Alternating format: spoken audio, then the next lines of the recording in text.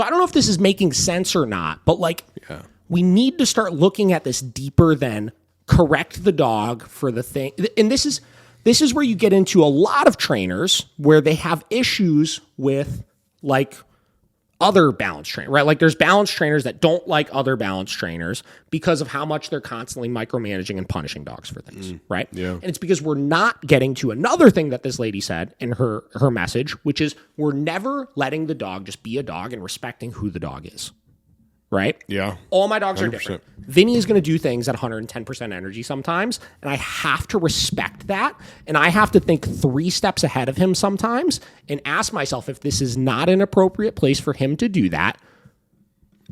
I can't just release him and correct him for stuff. Like, I need to work on shifting his association with things, right? There's times when people come over, like, he gets really excited when people come over, right? He's a fucking Malinois, right? He runs over to the door to come greet you and stuff like that. So I put him in a bed stay when people come in, right? I don't correct him for being too excited when people are coming over. I use my commands to manage him and chill him out and shift his association of not every time people come over, you're getting all this attention and stuff right away.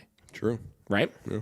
But every single thing that I ask them to do, because it has a very clearly defined meaning behind it, it's super specific, right? I can tell you without a question of a doubt that every one of my commands, markers, or releases is used in the exact same way every time. There's no double standards for any of it.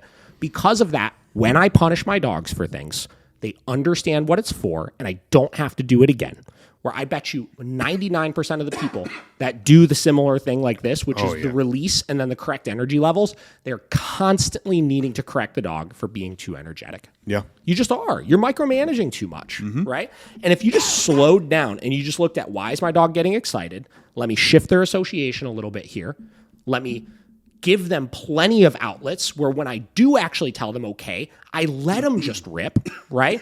And I try to move towards a life of having my dogs free 90% of the time so that I'm not constantly having these buildups of anticipation and excitement. Yeah. Everything will get better. Yeah. Everything will get better. 100%. Jeez.